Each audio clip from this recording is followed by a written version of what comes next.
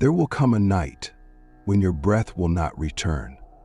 Your eyes will close, not in sleep, but in a silence deeper than time. You will hear the voices of those you love, but your reply will no longer cross worlds. The body will remain, yet something within will awaken, rising softly from the shell that once held it. That awakening is not the end. It is the beginning of the hidden life, the life they call Barzakh. And then it happens. The moment you spent your whole life ignoring has arrived. A silence begins to bloom inside you. The hands that once built reach for nothing. The tongue that once shaped words forgets how to speak. Your heart trembles once more and stops. A strange stillness descends. It begins at your feet, a cold whisper rising upward, slowly wrapping your body in its quiet decree. But this is not an ending. It is the unbinding of two worlds. The soul stirs. It remembers its wings.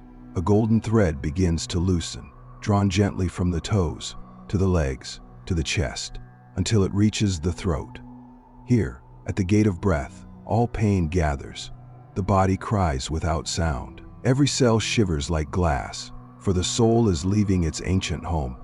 The unseen becomes visible. Beside you stands a shadow, dark, familiar. The whisperer who followed you through life now offers a final bargain. "Give me your faith," it murmurs, "and I will give you water to soothe your thirst."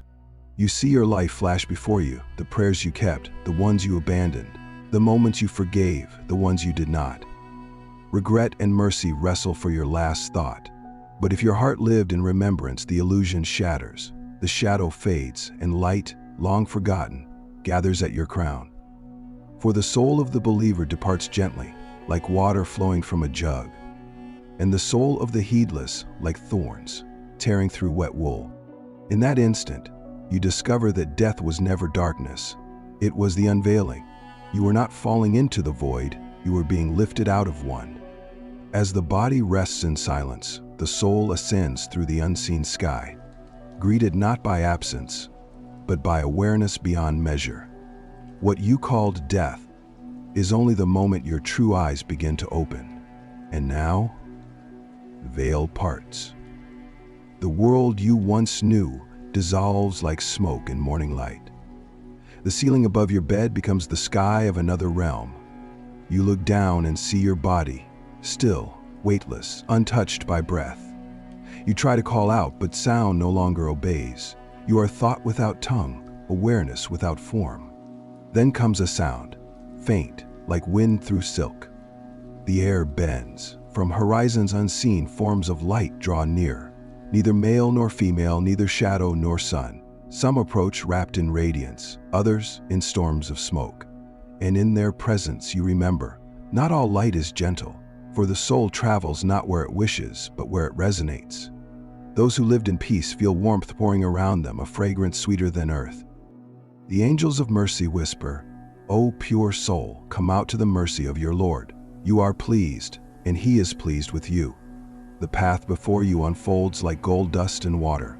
Every gate of heaven opens, and every being of light greets you by the name you carried in the unseen, the one known only to your Creator. But for others, the sky remains closed. The winds turn cold. They hear another voice, stern, unyielding. "Come out, O wicked soul, to the punishment you denied." The light recoils. The angels step back. The journey becomes a tearing. For the disbelieving heart departs like a thorn pulled from flesh, every vein screaming as the soul is stripped away. The body trembles. The earth remembers its command. From dust you came, and to dust you return. Yet even this pain is a teacher, because every soul must taste death, not as an ending, but as a reflection of how it lived. Those who lived with light are carried by light. Those who lived in shadow walk into shadow. The veil is only a mirror, and beyond it the truth of your vibration reveals itself. The world you left behind fades completely now. No sound, no touch, no time. Only presence. You have crossed. And before you stretches the threshold of Barzakh, the land between worlds, where memory becomes matter, and the unseen becomes your new horizon. The crossing is complete. Now, silence. You awaken, but not where you expected. Around you there is no sky, no wind, only a soft pressure, the weight of earth embracing you. You try to breathe, but breath is no longer your language. What surrounds you is not darkness. It is awareness folding in on itself. You feel movement above, hands washing the body you once called home. Water trickles, prayers rise like faint echoes through stone. You sense every drop, every touch, for though the body lies still, the soul still remembers its shape. Cloth wraps around you, white, simple, seamless. The garments of return.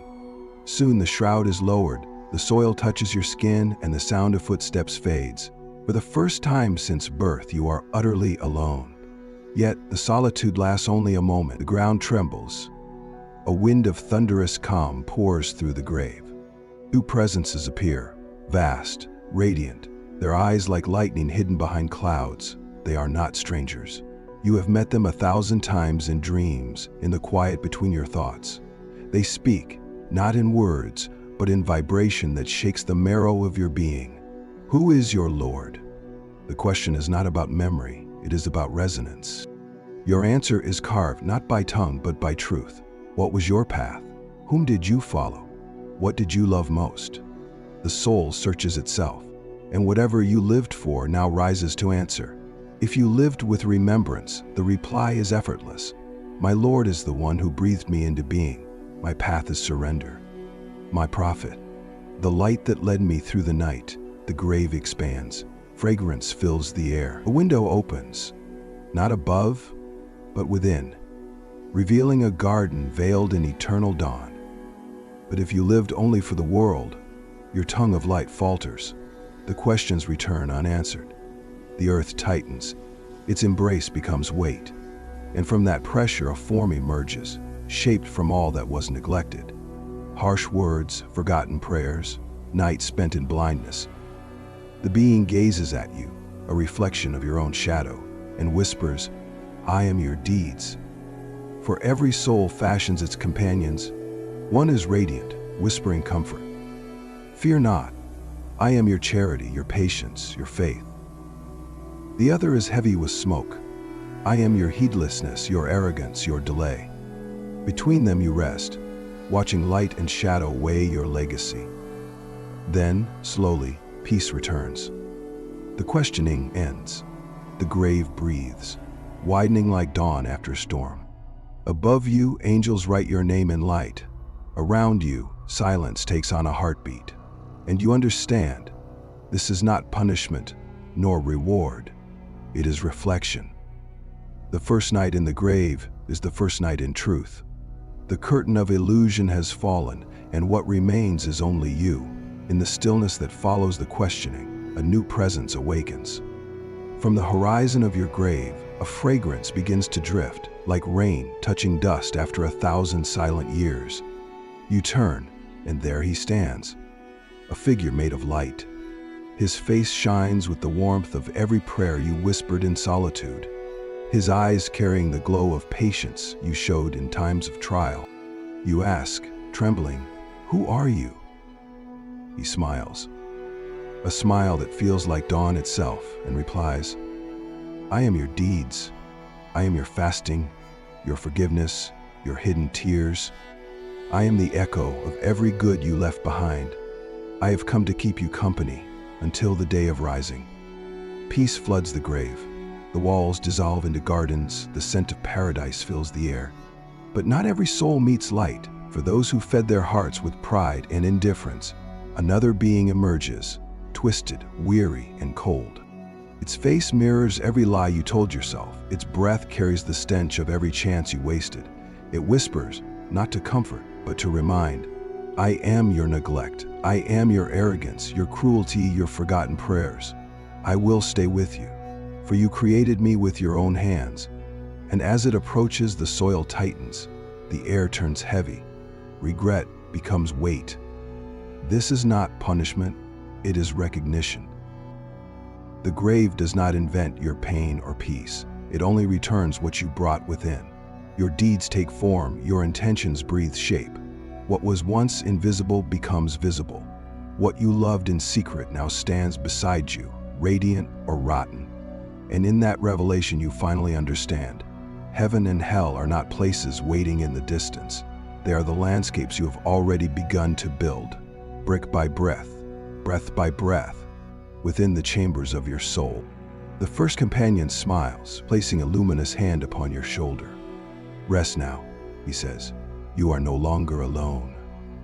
Light gathers around you like a heartbeat returning to its source. The soil softens into silk.